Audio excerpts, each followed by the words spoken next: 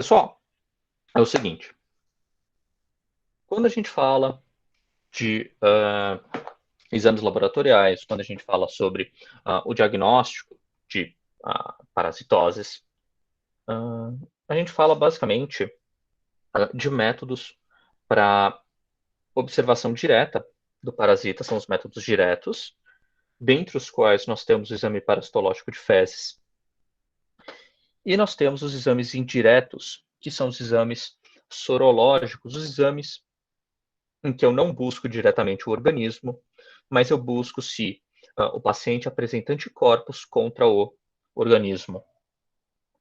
O exame parasitológico de fezes, ele é muito importante que minimamente vocês entendam, que vocês saibam como ele é feito, porque exame parasitológico de fezes é, talvez, dentro do laboratório clínico, um dos exames mais simples de serem realizados, um dos exames mais baratos de fazer, que exige menor conhecimento técnico. Entretanto, é um exame que vocês precisam saber quais são as limitações dele para você poder fazer uma solicitação adequada. E por que eu estou dizendo isso? Porque aqui eu vou conversar rapidamente com vocês sobre os métodos usados dentro do conjunto de exames parasitológicos de fezes. Tá? O exame parasitológico de fezes é um conjunto de técnicas que a gente utiliza no laboratório. E aí, alguns organismos, alguns parasitas, para que eles sejam identificados nas fezes, é necessário que vocês, médicos, façam uma solicitação específica ou informem para o laboratório qual é a suspeita diagnóstica, ou, se vocês lembrarem, souberem, indiquem qual é a metodologia que vocês gostariam que fosse aplicada.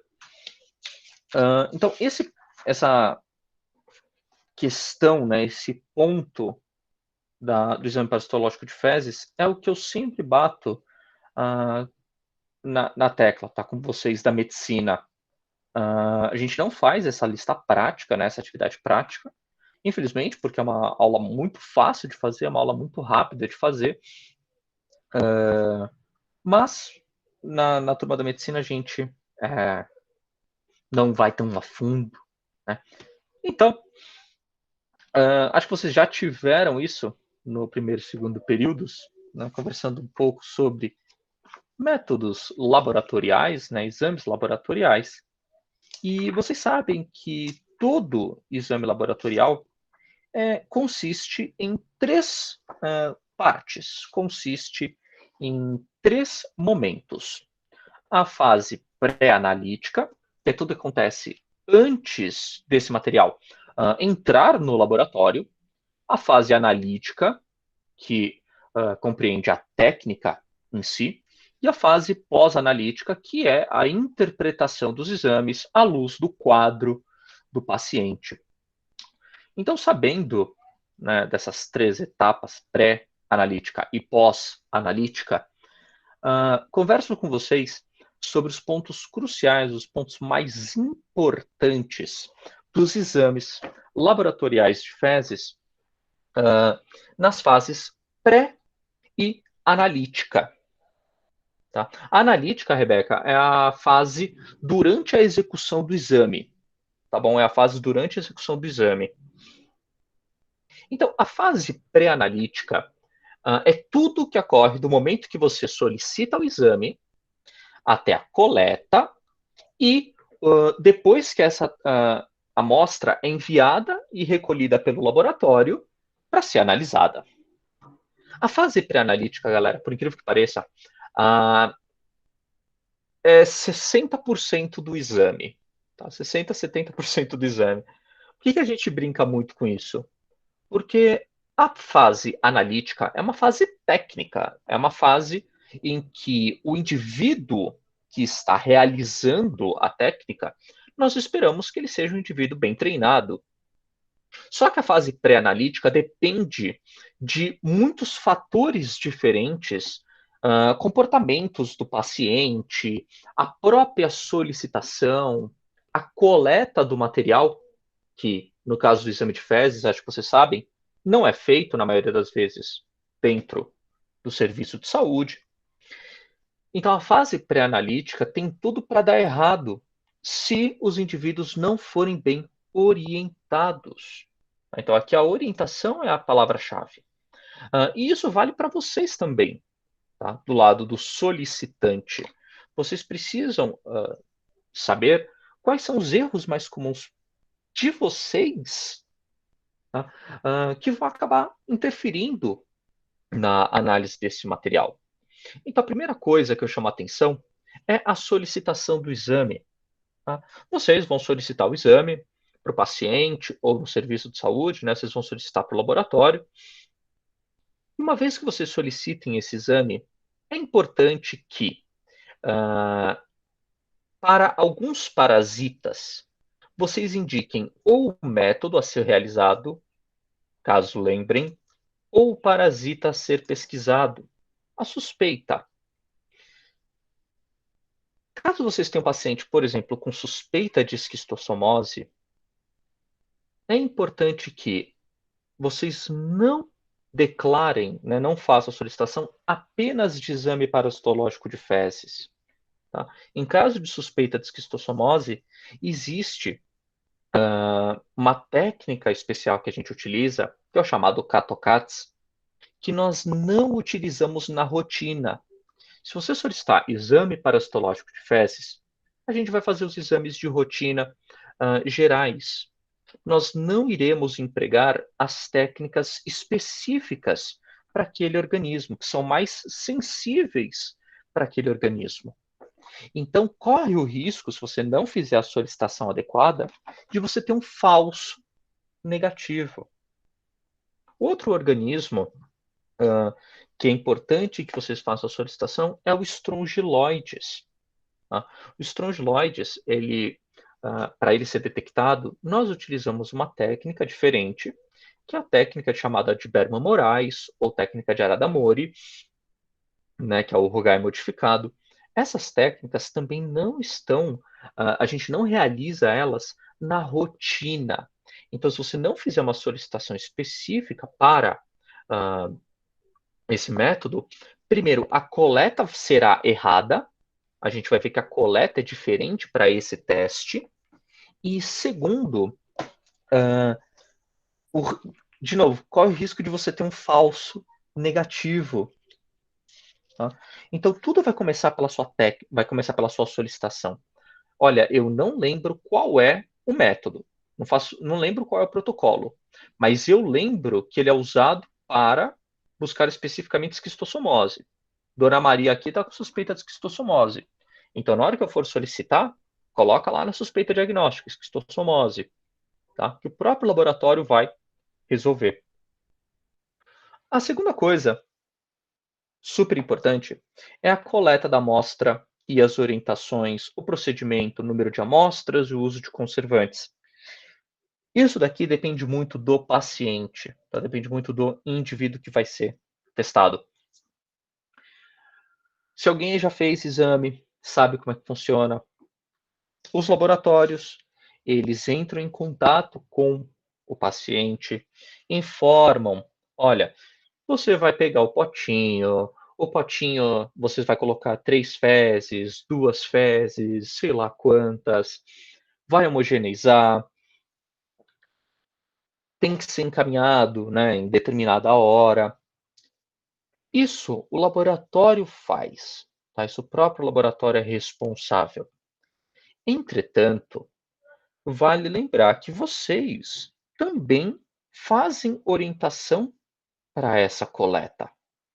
Então, vocês também têm que saber, minimamente, qual é a coleta, o tipo de coleta, e se é ou não necessário o uso de conservantes, porque isso daqui vai ter uma consequência para determinados testes que realizaremos. Tá? E por fim, uma coisa que as pessoas acabam errando muito, por incrível que pareça, é no transporte da amostra para o laboratório. Essa amostra é de envio imediato ou ela deve ser armazenada em geladeira? Né? Quais amostras devem obrigatoriamente ser enviadas diretamente? Né? Muitas vezes a pessoa coleta dentro do próprio serviço de saúde ou armazenado em geladeira. Aqueles que você pode levar para casa o potinho, fazer no seu próprio tempo, coleta e depois você deixa no laboratório. Tá? E a coleta no laboratório, então aqui é um erro que quando ocorre é muito mais a culpa, na verdade, né, é do indivíduo coletor, da pessoa que está dentro do laboratório, que tem que coletar esse material, identificar corretamente e encaminhar para o laboratório. Então, antes de a gente falar sobre os testes, etc., é importante saber, vocês, que antibióticos, antidiarreicos, antiácidos, derivados de bismuto do bário, que são usados como contraste na radiografia, laxantes e óleos minerais, podem interferir no exame, levando a falso negativos, ou falsos negativos, agora eu fiquei na dúvida, são falsos negativos. Por que ocorrem esses falsos negativos? Uh, a, todos esses, todas essas drogas, tá? Antidiarreicos, antiácidos, derivados de bismuto, antibióticos, eles podem, ou no caso dos antidiarreicos, né, diminuir as evacuações, ou no caso dos antiácidos, derivados de bismuto, laxantes e óleos minerais, aumentar a frequência de evacuações, de forma que os ovos e larvas podem ficar retidos dentro do intestino, ou eles podem ser eliminados mais rápido do que o parasita repõe. Então, nas fezes, o número dessas larvas e ovos diminui. Os antibióticos, tá? Aqui eu vou chamar atenção principalmente para o nosso querido metronidazol, que é utilizado tanto para parasitas unicelulares, amebas, giardia, quanto para bactérias. E o metronidazol, óbvio, se o paciente fez uso do metronidazol nos últimos dias, isso pode interferir no número de cistos desses parasitas presentes nas fezes. Tá? Então, atenção, cuidado, hein? No uso dessas drogas, caso o resultado retorne falso negativo, então, olha, tem um paciente que fez uso de antibióticos. Tá? Ele estava com uma suspeita de infecção, estava com uma infecção, fez uso de antibióticos. Logo em seguida, eu solicitei, por qualquer motivo, um exame parasitológico de fezes e ele retornou negativo. O que a prudência nos diz? A prudência bate no seu ombro e informa: olha, existe uma chance desse resultado ser um falso negativo. Então, lembrem que, por semanas, entre 3 a 4 semanas, o número, principalmente de protozoários, pode estar diminuído nas fezes após o uso de antibióticos ou de contrastes. Então, caso você faça a solicitação e retorne negativo, repete o exame em 15, 20 dias, tá? Para pelo menos evitar a interferência dessas substâncias no teste, tá bom? Vale a pena. Estão chamando o Maicon há meia hora aqui, o Maicon não ouve a mãe dele. Eu quero brigar com o Maicon. Então, tem que ter alguns cuidados importantes com o material. Tá. Júlia, antiácidos, eles aumentam a frequência de evacuação, tá? Principalmente peptobismol, hidróxido de alumínio, eles aumentam a frequência de evacuação, então a pessoa evacua mais vezes. O efeito colateral disso é que você acaba diluindo os ovos e larvas nas fezes, tá bom? Então, alguns cuidados importantes com o material. Não sei se vocês já coletaram, já viram esse material, mas quando você vai coletar, né, o exame de fezes, você recebe uma espécie de sacola plástica que você coloca no assento e você defeca nessa sacola plástica, retira com uma pazinha uma pequena amostra das fezes, coloca no potinho e põe na geladeira. É importante lembrar que material contaminado com urina pode levar à destruição precoce dos trofozoítos. Tá? Então, evitar urinar na, sobre as fezes. Com crianças, isso daqui é muito difícil de controlar. Então, olha, quando for coletar, coleta em separado, né? Deixa a criança primeiro urinar para depois coletar. Material contaminado com solo ou água. Solo, né? Apesar de tudo aqui no Brasil é difícil, mas água é relativamente comum. O seguinte erro: a pessoa defeca no vaso, lembra que precisava coletar, aqui que ela resolve fazer, retirar as fezes do vaso, pegar pegar uma amostra, né, e colocar no pote. Infelizmente, isso acaba levando a erros, né, na interpretação do material. Então, qualquer exame de fezes, olha, deixou cair na água, esquece, coleta a próxima evacuação. Tá? Quem evacua, normalmente as pessoas evacuam, né, 2, 3 vezes por dia, colete a próxima. Tá? Não pega o material que caiu no vaso. O pote deve estar livre de antissépticos, de agentes germicidas, gotas de óleo e urina. Isso daqui a gente sempre dá como recomendação pelo seguinte: acontece do paciente receber o pote para coleta e perder. Acontece com uma frequência maior do que deveria. Né? Então, informe o paciente: olha, se você perder, ou você compra na farmácia outro pote, ou você pede para o laboratório outro. Alguns laboratórios entregam outro pote. Mas não sai usando qualquer potinho, não. Tá? Porque isso acaba destruindo principalmente as formas vegetativas, os trofozoítas das fezes e larvas, que é importante que a gente identifique no laboratório. Tá? E o calor. Né? Por isso que a gente solicita que a amostra seja preservada em geladeira, para diminuir a degradação desses parasitas. Aliás, só queria dizer que uma estratégia que a gente usa no laboratório, sem o pessoal perceber, é que nós coletamos todas as amostras de manhã, né, nas primeiras horas da manhã. Isso tem dois efeitos. Primeiro, que é difícil o paciente esquecer. Se você fala que a coleta é só até às 10 da manhã, a primeira coisa que a pessoa faz no dia dela é levar a amostra até o laboratório. Antes de ir para o trabalho, ela passa no laboratório. Né? Então, a chance dela esquecer é pequena.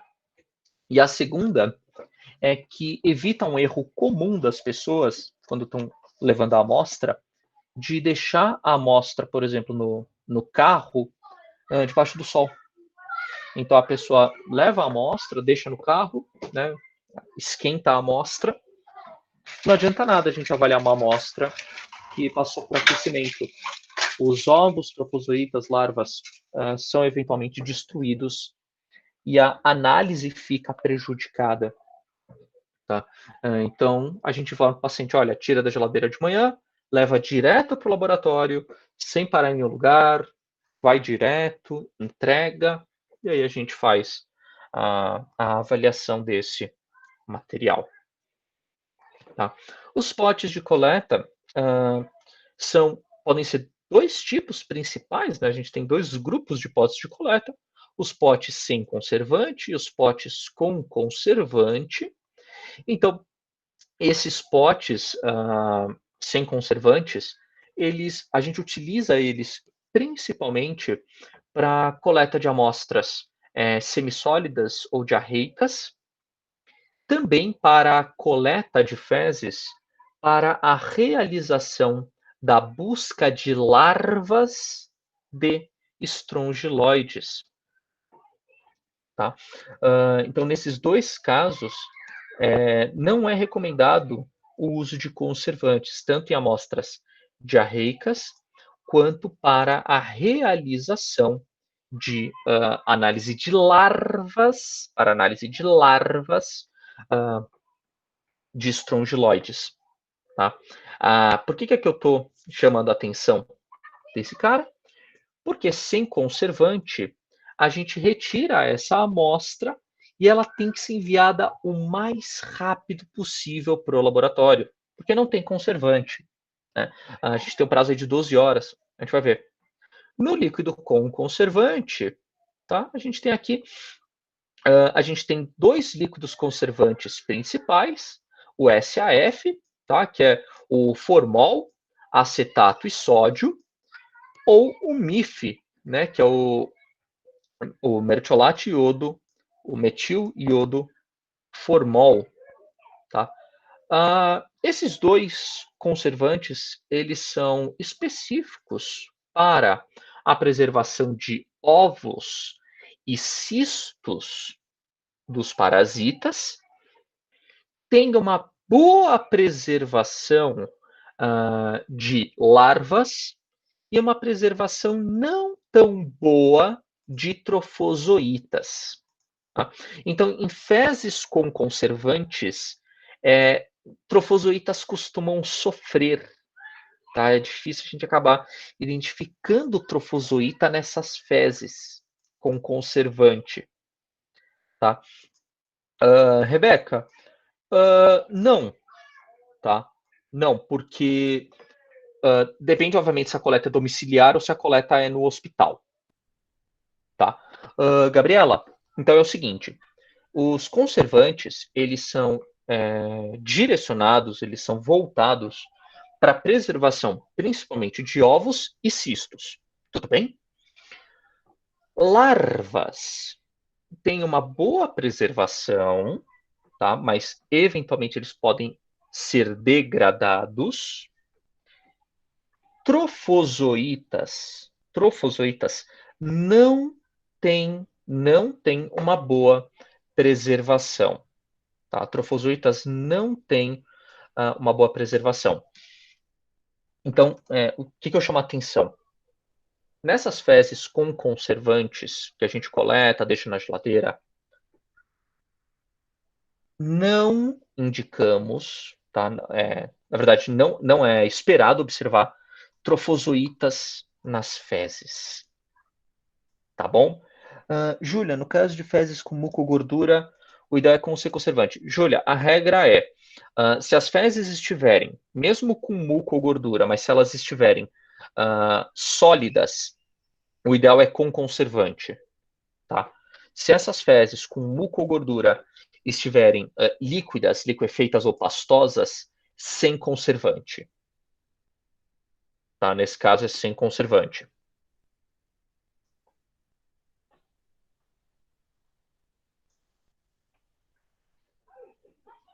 Ok? Aí não confunda, tá, com o exame de dosagem de gordura nas fezes. Tá? Exame de dosagem de gordura nas fezes, a gente faz a coleta específica, tá? Mas aí a gente primeiro faz sobrecarga de gordura. Tá? Essa é outra. Tá? Então,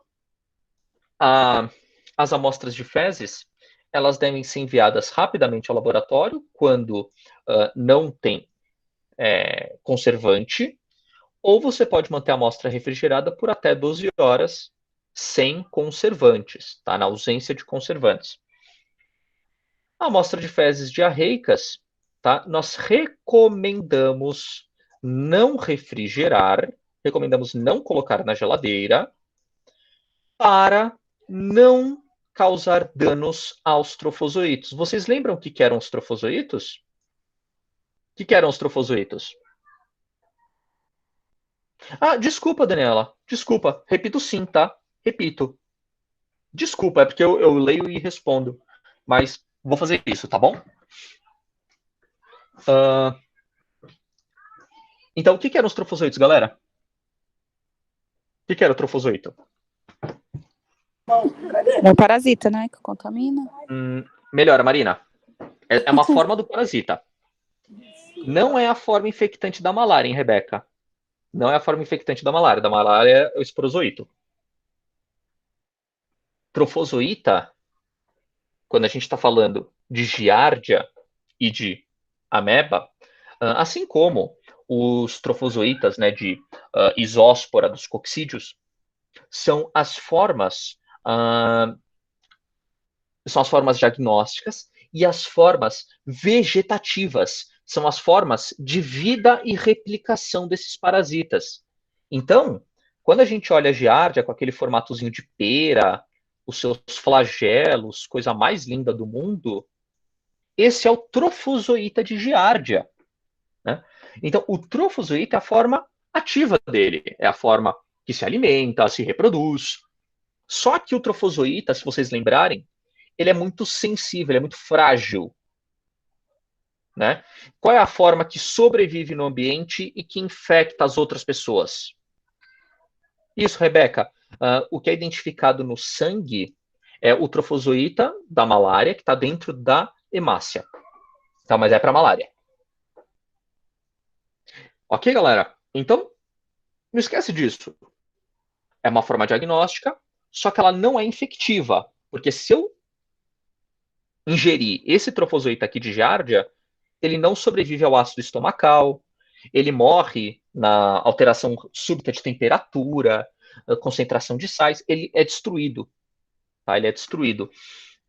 Então, por isso que eu falo, o MIF, tá? o conservante que a gente usa, ele até pode preservar o trofozoíta, mas o que nós sabemos é que o trofozoíta não é bem conservado nessa presença, porque o trofozoíta é frágil. Se você colocar na geladeira, o trofozoíta é destruído. Se você olhar torto para esse bicho, ele é destruído. Então, né?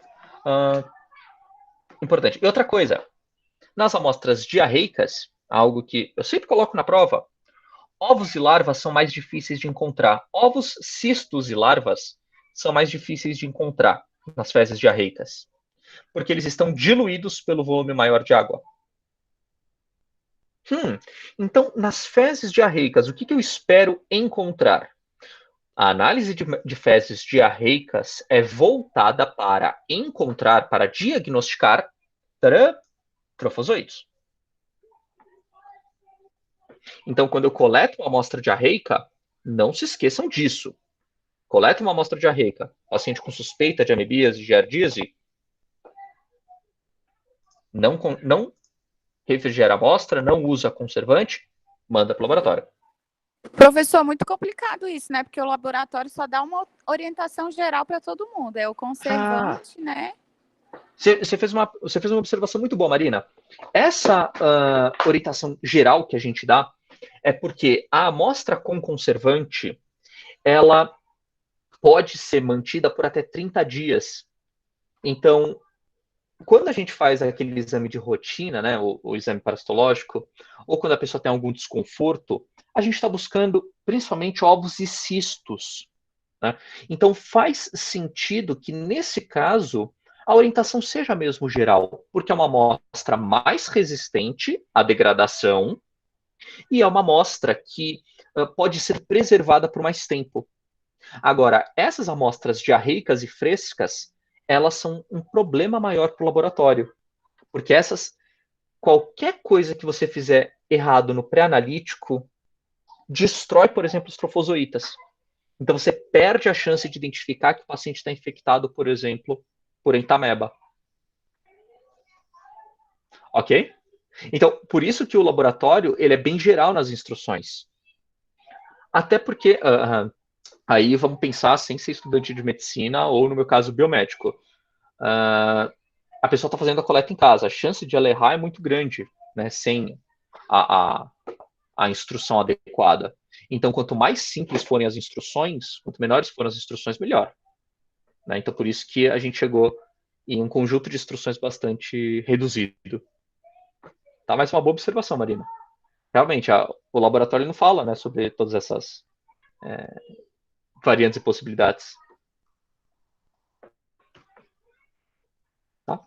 Em amostras com conservantes, nós colhemos as amostras em dias alternados Então, nós colhemos 3 amostras de 2 em 2 dias, ou 3 amostras aleatórias em 10 dias. Isso porque, como já vimos, volto a falar, os ovos e cistos não são liberados de maneira constante, diariamente, eles são liberados de maneira intermitente. Então, o organismo, né, por exemplo, o entamoeba, o giardia, ele não libera cistos em grandes quantidades todos os dias e o dia todo. Ele libera normalmente num ciclo de 48 em 48 horas. Então, por que a gente fala para coletar de 2 em 2 dias?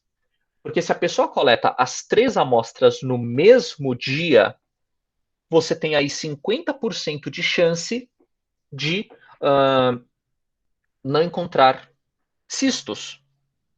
Né? Então, coletando. Então, o que normalmente a gente faz com o paciente? Né? Entrega o pote na segunda-feira, aí o paciente coleta segunda, quarta e sexta, entrega no sábado de manhã. Né? Então, coletando em vários dias, né, as amostras de fezes, eu aumento as chances de encontrar o ovo ou cisto. Né? A gente usa mercuriodo formol, né, o SAF, ou formol apenas 10%. Hoje, vocês não encontram mais formol a 10% nas amostras. Desculpa, nos conservantes de fezes, por um motivo muito simples. Formol, como todo mundo sabe, é tóxico, é super tóxico. E entregar formol a 10% na mão da população geral é perigoso. Então a gente usa conservantes melhores e mais seguros, que são o MIF e o SAF. Tá? Manter na geladeira, esqueci de falar, né? Manter na geladeira durante as coletas. E sei que vai sem dizer, mas depois que o indivíduo retira a amostra, né? Então ele faz as fezes, retira uma pequena amostra e aí ele coloca no potinho. Lembrar para a pessoa que a amostra ela tem que ser completamente envolvida pela solução conservadora. Tá? Então não adianta só raspar na boca do potinho, não. Tem que colocar lá no fundo do potinho e agitar. Aqui a gente fala, não é uma mistura vigorosa, mas não é para transformar em um suco. Né? Não é para diluir, é só para homogeneizar, é só para, na verdade não é nem homogeneizar, é só para que a solução conservadora entre em contato com todas as faces daquela pequena bolinha de fezes. E aqui, né, eu chamo a atenção, né, da liberação intermitente. Então, uma histolítica tem picos de liberação entre 7 a 10 dias. Então, a liberação de cistos, né, ela segue uma curva assim. Na Giardia lamblia, os picos eles são mais curtos, de 2 a 8 dias. Então, de novo, por isso que a gente faz essa coleta de 2 em 2 dias ou 3 amostras aleatórias em 10 dias. Tá? Então, avisem sempre o paciente. É para coletar 3 amostras, mas não é competição, não. Não é para coletar as 3 no mesmo dia. Coleta na segunda, na quarta e na sexta. Tá? Então, deu tudo certo, o paciente coletou, ou você coletou as amostras no hospital. Enfim, as amostras chegaram no laboratório, foram cadastradas. Primeira coisa que a gente faz é a análise macroscópica das fezes. Né? Cor, odor, consistência, sólida, semissólida, pastosa, líquida, presença de elementos anormais, como muco, sangue, pus, e, se possível, se for identificável, a presença de larvas, vermes adultos ou fragmentos de vermes. Né? Se vocês lembrarem das queridas proglotes, são absolutamente visíveis ao olho nu e são identificadas no laudo. Então, a primeira coisa que você faz quando você recebe essa amostra no laboratório é analisar, é observar a amostra e descrevê-la. Então, aqui a gente tem, por exemplo, né, a presença de sangue vivo, indicando aqui um sangramento na parte final do intestino, né? Então é um sangramento baixo. Aqui a presença de muco e pus, tá? Então esses cordões amarelados que vocês estão vendo são muco e pus nas fezes, tá? E a consistência das fezes, ela é importante para a gente, hein? Quando eu analiso fezes formadas, fezes sólidas, tá? A tendência é mais provável que eu encontre nessas fezes cistos e ovos, tá? Então, voltando ali no que a Marina tinha perguntado, né, na questão das orientações gerais, quando a gente faz aquela solicitação para coletar em casa, no potinho, com conservante, por que eu peço para o paciente coletar em casa, sem problemas?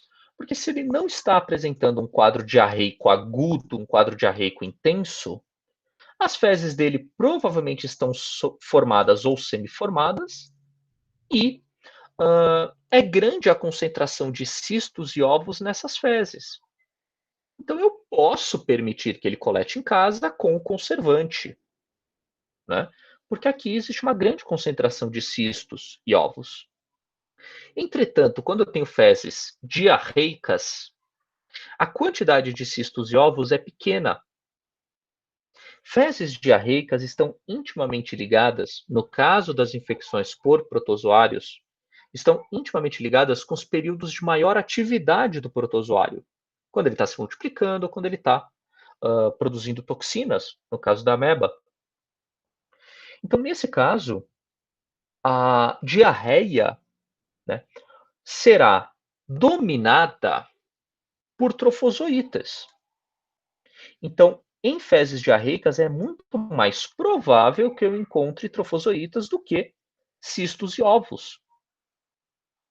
Nesse caso, portanto, a minha busca tem que ser voltada para trofozoítas.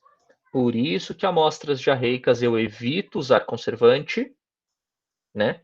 E para a busca de trofozoítos, não refrigera. A amostra tem que estar fresca. A amostra tem que estar completamente in natura.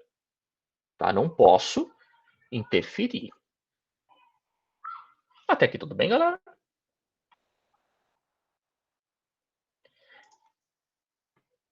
Sim? Então, seguindo. Hein?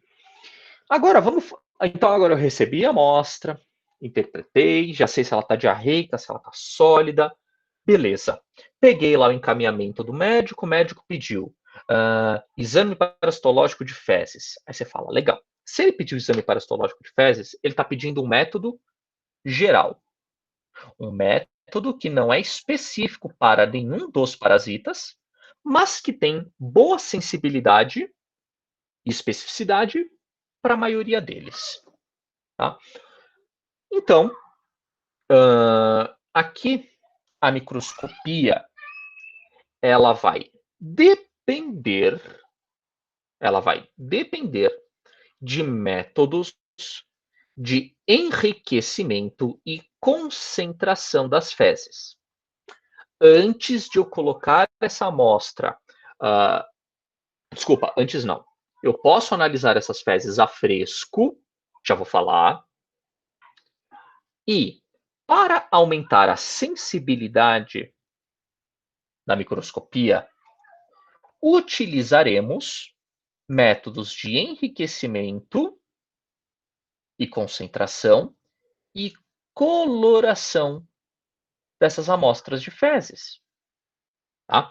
Então, recebi a amostra, uma parte dessa amostra eu vou analisar a fresco, vou analisar da forma que ela chegou, e a outra parte da amostra eu vou concentrar os ovos, cistos, larvas.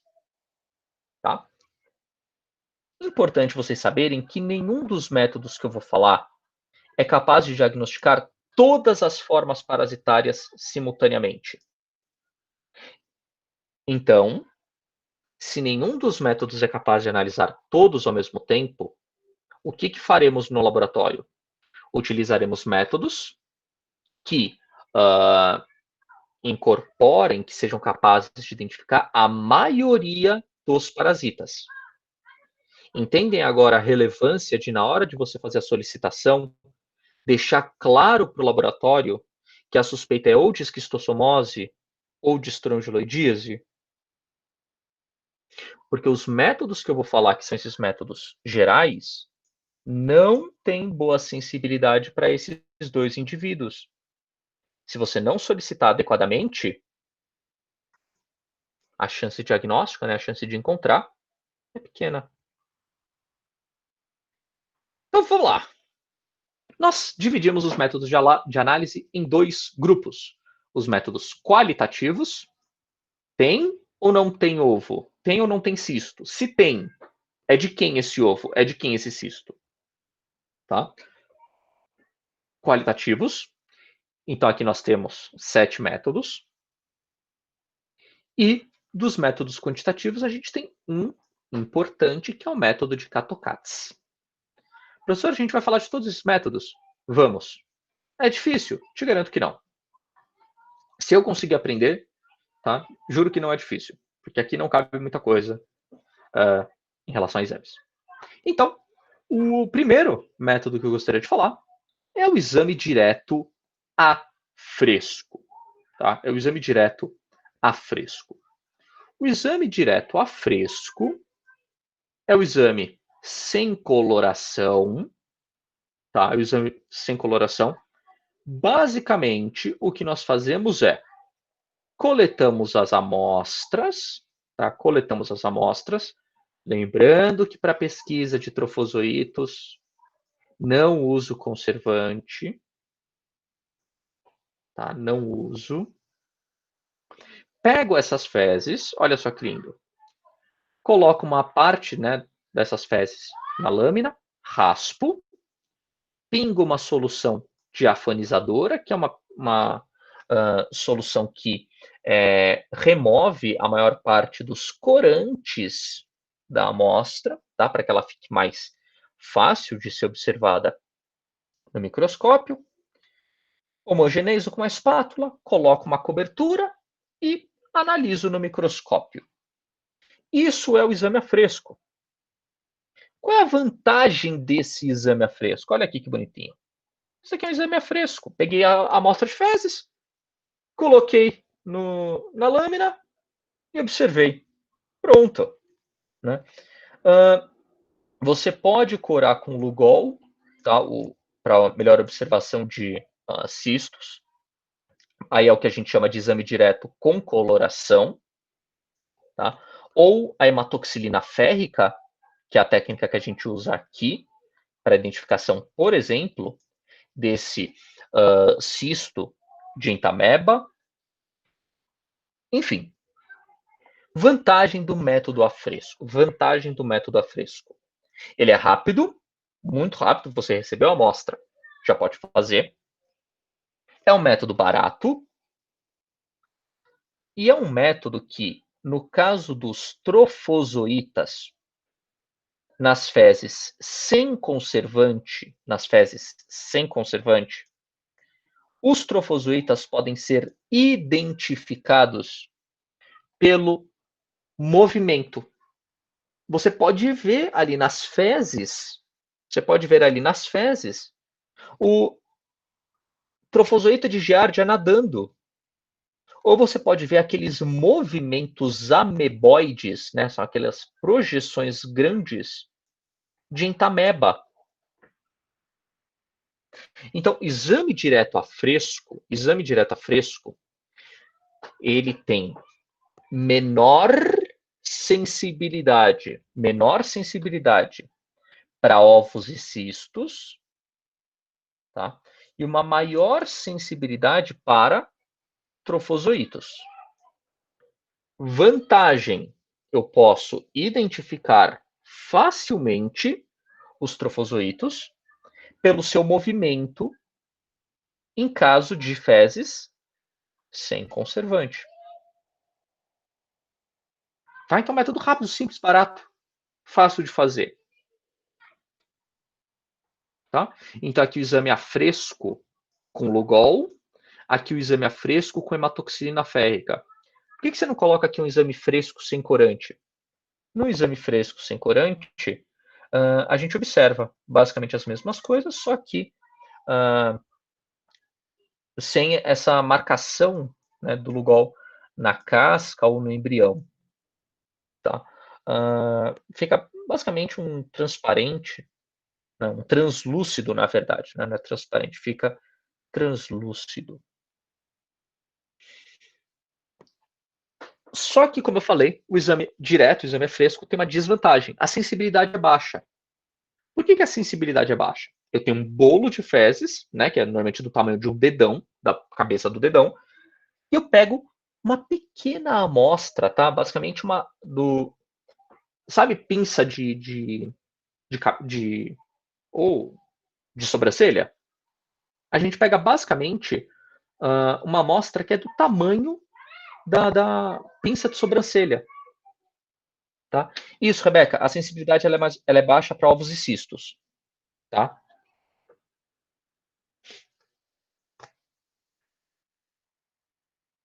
Então, esse método, tá? Exame direto a fresco, sem conservantes, é o método de escolha para identificação de trofozoítos. Beleza? Fresco, sem conservante, para busca de trofozoítos. Ó, que isso cai na prova. Então, a gente está pegando uma amostra, galera, muito pequena de fezes para analisar no microscópio. Então, você tem que ter a sorte, né, a probabilidade de, nessa pequena amostra de fezes que você coletou, ter o ovo, o trofozoito, o cisto. Então, o que eu vou fazer? Eu vou concentrar.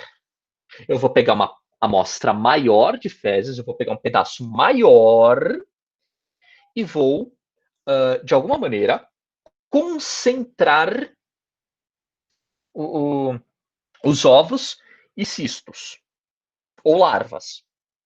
Tudo bem? Então, como que eu posso concentrar esse material? O primeiro método é um método que não requer prática nenhuma. É o chamado método de sedimentação espontânea, também chamado de método HPJ ou LUTS. Olha como esse método é super difícil de fazer. Potinho com cocô, copinho plástico com cocô diluído. Você pega as fezes, dilui as fezes em água, tá óbvio, você dilui em água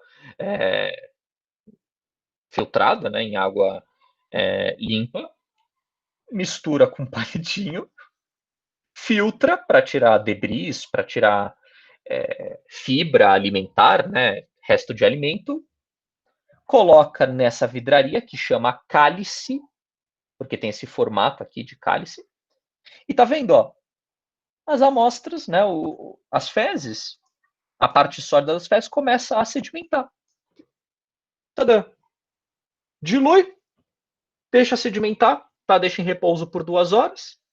Aí você descarta esse sobrenadante, joga fora.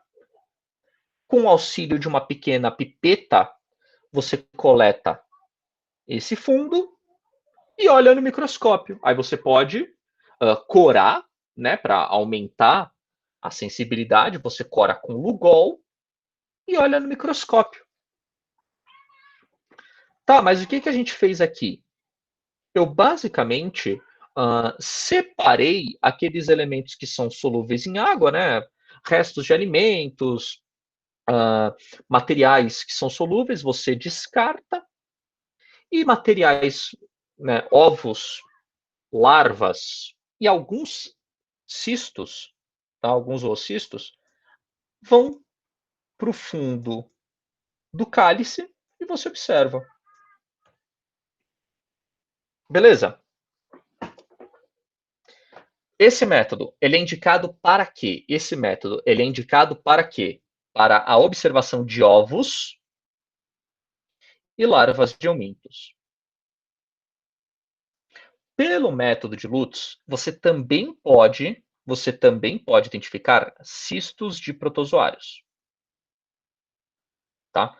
Mas cistos, nós utilizaremos outro método. Nós utilizaremos outro método que é o mais indicado. Guarda isso. O segundo método é o método de centrifugação, de sedimentação por centrifugação. Método barato, simples e rápido. É o chamado método de Blage. Basicamente, deixa eu só mostrar aqui para vocês. Nós diluímos as fezes, adicionamos às fezes éter, tá? Éter sulfúrico. Centrifugamos essa amostra de fezes e aí nós observamos 4 camadas, tá? A camada de éter, tá? A camada de solvente, a camada de debris, camada de água e o botão sedimentado. Descartamos as 3 primeiras camadas e ficamos com um botão de sedimentação, esse botão sedimentado, onde nós observamos cistos, ovos e larvas. Tá? Esse método de sedimentação com éter é muito bom porque ele separa a gordura. Tá? Se tiver gordura, ele separa por causa do éter. Ele dissolve, né? O éter dissolve a gordura. Também é muito bom para retirar a maior parte dos debris, para retirar a maior parte das matérias sujas, tá? Restos de alimento, restos de células que estão nas fezes. Utilizado também na rotina, tá? E aqui é o outro método, tá? O outro método que nós utilizamos muito na rotina, que é o chamado método de centrífugo-flutuação. Que raios é isso? Cistos e oocistos. Aqui eu queria perguntar para vocês, galera. Qual organismo que a gente viu que libera oocistos nas fezes de humanos? Quais organismos que a gente viu que libera oocistos nas fezes de humanos? Oi, Rebeca? Toxoplasma? Não. Toxoplasma ou oocisto está nas fezes do gato. Poxa vida. Boa, Pedro, os 3C. Quais são os 3C, Pedro? Agora quero ver lembrar. Cryptosporidium.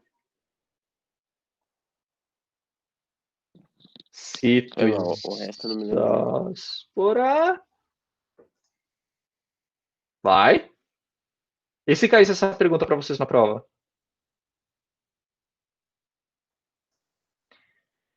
Citosóspora, criptospora e ciclóspora.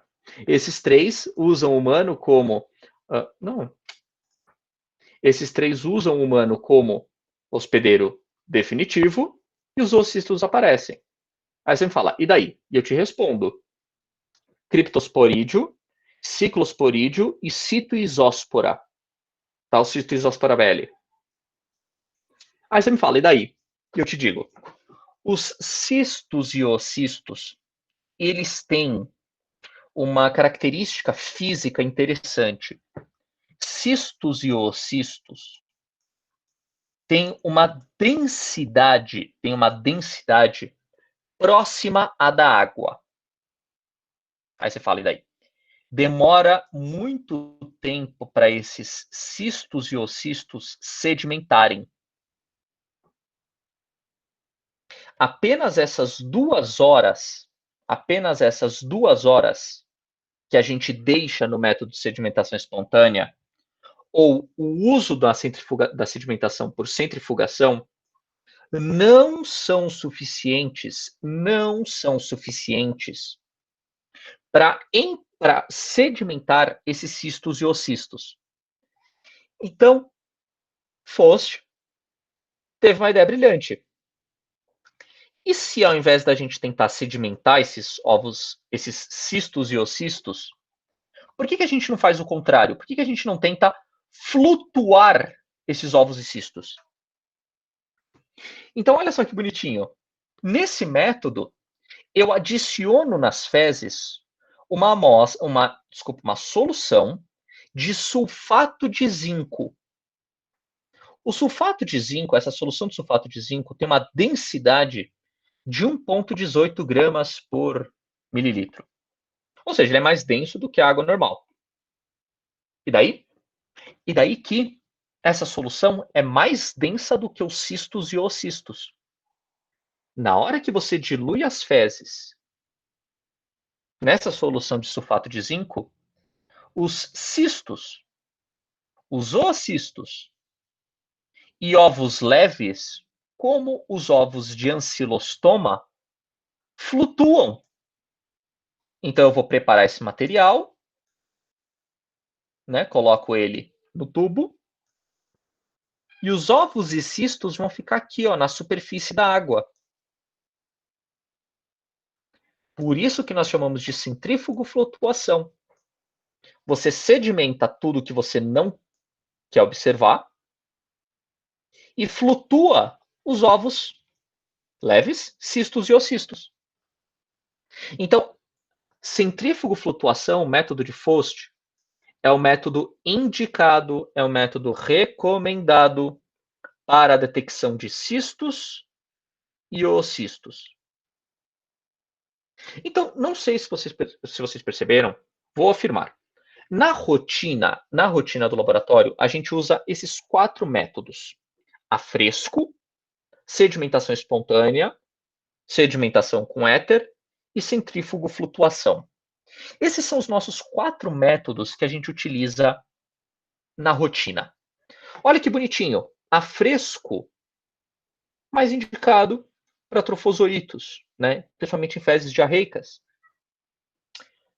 Se as fezes estiverem com conservantes, a sensibilidade é baixa, mas se encontrar algum ovo ou cisto, é rápido. O segundo método, que é o método de sedimentação, e o terceiro método, sedimentação com éter. Nesses 2 métodos, eu tenho a observação de ovos, larvas e, ocasionalmente, cistos. Então, eu tenho um método focado em ovos e larvas e um método, que é o de centrífugo flutuação, que é mais sensível para cistos e oocistos. Então, vocês estão vendo como a gente consegue cobrir a maior parte dos organismos na rotina? Então, aqui é o método, né? Só mostrar para vocês que aqui a gente pesca, né, com uma pequena alça de platina a lâmina d'água. Então, a gente pega a lâmina d'água, coloca na lâmina, cora com Lugol, coloca a lumínula e analisa. Esse é o laboratório mais legal de todos, porque esse laboratório você faz tudo com, sei lá, com R$10 você compra um laboratório inteiro de parasitologia. É muito legal. Agora vamos, então, para os métodos mais específicos. Vamos agora, então, para os métodos mais específicos. Aqueles métodos que eu falei até agora são os métodos gerais. Os métodos que buscam cistos, oocistos e ovos. E larvas mortas. Agora eu vou falar do método mais específico. Esse primeiro, a gente já viu, é o método de Berman-Moraes ou Rugai modificado. Este método ele é feito em fezes sem conservantes e não armazenadas em geladeira. Então, aqui, cuidado, hein? Eu tenho fezes sólidas ou líquidas, tá? Não importa, mas principalmente fezes sólidas, que não têm conservante. Você tem um paciente com suspeita de estrongiloidíase. Se você tem um paciente com suspeita de estrongiloidíase, se você solicitar EPF, a gente vai fazer esses 4 métodos. A chance de você encontrar larvas de estrongiloides, a probabilidade de você encontrar larvas de estrongiloides por esses outros métodos é menor, a sensibilidade para estrongiloides nos outros métodos é menor, muito menor, diga-se de passagem, do que esse método de Berman-Moraes ou de Rugai. Então, se você não indicar na solicitação do exame que o paciente está com suspeita de estrongiloides, a gente vai fazer os outros métodos. Só que a chance de você encontrar esse parasita é menor. E outra coisa, se você não indicar que você quer fazer o método de Berman-Moraes, ou se você não indicar que você quer fazer busca de estrongiloides, o indivíduo vai entrar no mesmo protocolo de EPF geral, fezes com conservantes, armazenadas na geladeira. Para o método de Berman-Moraes funcionar, a larva tem que estar viva. Então tem que ser fezes sem conservantes, fezes frescas. Então vocês entendem como vocês poderiam ter errado só na solicitação? Olha, tem um paciente com suspeita de estrongiloidise, você vai lá e solicita a EPF. O cara leva para o laboratório, EPF, o laboratório te diz, legal, você vai fazer 3 coletas, segunda, quarta e sexta, nesse potinho com conservante. Vai encontrar as larvas? Pode até encontrar. Mas por que você vai correr o risco de um falso negativo se você pode fazer a solicitação certa? E aí entra esse método. Então, olha só que lindo. Esse método ele é muito interessante porque acho que eu já mostrei para vocês, já comentei, mas eu pego as fezes, tá? Eu acho que eu tenho aqui. Pego as fezes, coloco as fezes dentro de uma enrola em gaze as fezes, tá? A gente tem a latinha. Detalhe, esse laboratório, esse laboratório é tão legal que a gente chama simplesmente de latinha. Isso é sensacional. É um pedaço literalmente de lata, tá? É literalmente um pedaço de lata de Coca-Cola que a gente usa. Sensacional. Coloca as amostras de fezes aqui com os furinhos, enrola em gás e coloca, né, esse material dentro de água aquecida, água a 45 graus. As larvas, exato, o método de termotropismo. Então, as larvas de estrongiloides vão tentar sair da gaze e cair na água, porque eles têm termotropismo positivo. Aí as larvas tentam migrar para a água, caem na água e vão para o fundo do funil, ou vão para o fundo do cálice. Aí você coleta esse sedimentado. Aqui, por exemplo, tem uma torneirinha, né? Uma torneirinha. Torneirinha é o caramba, a gente usa um pregador de roupa. Abre aqui o pregador de roupa, tira só essa coluna de água aqui, onde estão as larvas, coloca no microscópio e analisa. Fácil, não é? Então, principalmente para identificação de estrongiloides. Aí, eu recordo a vocês que dependendo da coleta, dependendo da forma como essas fezes foram coletadas, eu também posso encontrar larvas de ancilostomídeos. Por isso que eu brinquei com vocês lá atrás, que ia cair na prova, mas não cai na prova. Identificação diferencial de estrongiloides e ancilostoma é importante para o povo do laboratório. Porque na hora que você observa uma larva lá nas fezes, você tem que saber se aquela larva é uma larva de estrongiloides, se é uma larva de ancilostoma ou se há larvas dos dois. Tá? Vantagem do método de Berman-Moraes: maior sensibilidade da detecção de larvas. Pequeno probleminha do Berman-Moraes: ele não é feito na rotina. Se você não pedir, a gente não faz, porque demora mais, dá mais trabalho. Tá? Então, se você não pedir, a gente não faz. Tem alguns laboratórios que fazem, tem alguns laboratórios que colocam na rotina, mas são mais exceção do que a rotina, do que o comum.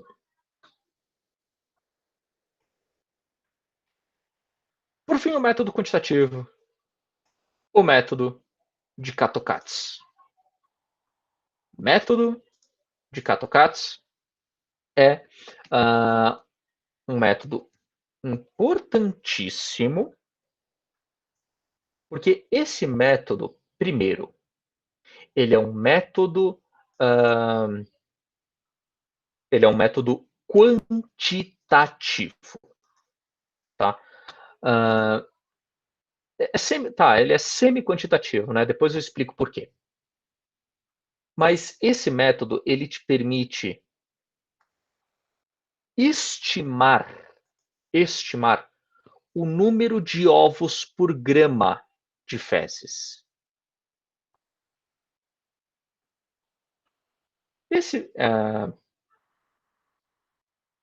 A relevância disso, né? Aí você me fala, tá, qual é a relevância disso? Primeiro, quando a gente tem infecções por Schistosoma mannsoni, tá, é importante que a gente tenha uma ideia, que a gente tenha uma noção do número de ovos que estão presentes, para saber se o tratamento foi ou não eficaz em controlar esses organismos. Segundo ponto, cortando muito?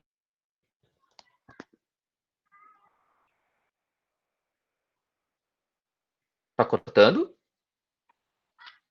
Pra mim tá normal, professor. Tá? Então, serve para que a gente tenha uma ideia do número de parasitas. Segundo, lembra da lâmina de cura de Schistosoma?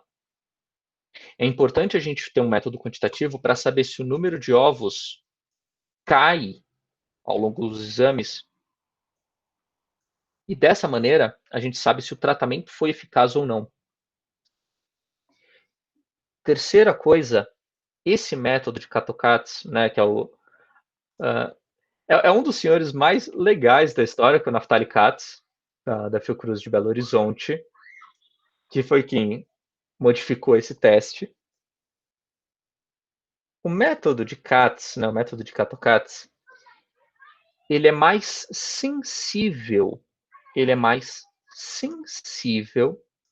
para Schistosoma mannsoni, tá? Ele é o método mais sensível para Schistosoma mannsoni. Se eu tenho um paciente com suspeita de esquistossomose, na hora que eu escrevo lá a suspeita de esquistossomose, o laboratório vai realizar o método de Kato-Katz. Então, eu não posso ser mais enfático do que isso. Suspeita de esquistossomose, a gente faz a avaliação pelo método de Kato-Katz. Beleza? Já vi isso cair em prova de residência. Tá? Inclusive, há 2 anos, 1 ano, eu usei essa pergunta. Não vou usar de novo porque não precisa. Tá? Então, aqui é o método de Kato-Katz. Por que ele é um método semi-quantitativo? Porque a gente pega as amostras de fezes, tá? Deposita num pedaço de papel toalha ou de papelão, passa essas fezes em uma tela de metal para tirar debris, para tirar restos de alimento, e aí a gente coloca essas fezes em um buraco, tá? Um círculo central de um papel cartão. Aproximadamente, né? Se forem fezes de consistência normal, a gente espera que dentro desse círculo fique aproximadamente 1 grama, 1,5 grama de fezes. Aí a gente retira o papel cartão, cobre essas fezes com uma lamínula de celofane preparada com verde malaquita, que vai corar o material. A gente pressiona e observa. Aí a gente passa, né, dentro do laboratório, nós avaliamos todo o campo no microscópio e quantificamos o número de ovos observados. Então, observamos X ovos de xistossoma nessas amostras de fezes. Então, podemos estimar que esse paciente tem X ovos por grama de xistossoma nas suas fezes.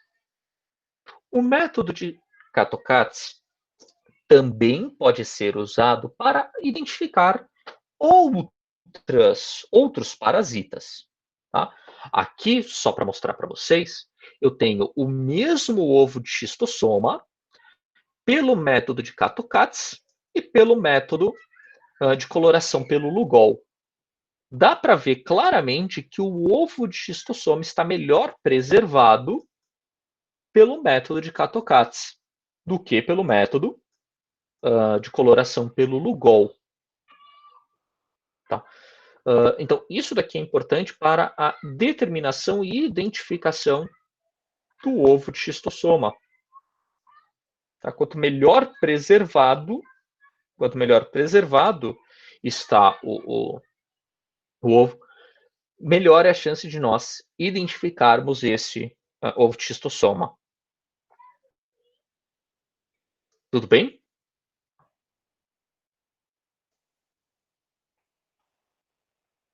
Então, eu posso colocar essa pergunta na prova? Pode até cair na próxima, né, que é de trematóides. O método de escolha para identificação de ovos de xistossoma é o método de... Bonitinho, né? Aqui tem uma tabela, galera, com os métodos indicados para os principais parasitas aqui no Brasil. Vejam só, enteróbios, o método indicado é a fita gomada. E o que nós observamos? Ovos. Strongyloides, o método indicado é o Bermomorais. E observamos larvas. Giardia, em fezes diarreicas, podemos analisar pelo método a fresco, com hematoxilina férrica, ou direto, para observar trofozoítas. O método de Faust, centrifugação ou sedimentação espontânea, nos permitirão observar cistos. Em tamabistolítica, os mesmos. E o Cryptosporidium parvum e o Isospora belli, tá? É pelo método de Henriksen e Pollens. O que é isso? É um método em que nós fazemos a concentração pelo método de Faust e depois de concentrar pelo método de Faust, nós coramos, tá? Com o corante de Zilnius modificado ou com corante de safranina. E observamos os cistos. Então eu gosto muito dessa tabela, de verdade, porque ela resume qual é o método indicado para qual parasita e o que nós observamos por cada método.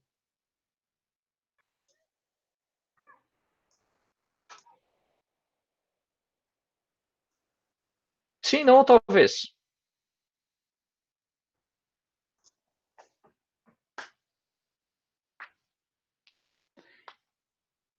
Seguinte, eu vou pedir para vocês permissão para falar sobre filarídeos. Porque eu estava vendo ontem, filarídeos é uma aula bastante curta, uma aula que dá para falar rapidinho com vocês. Tá? Vocês aceitam já falar de filarídeos? Assim a gente já encurta uma semana?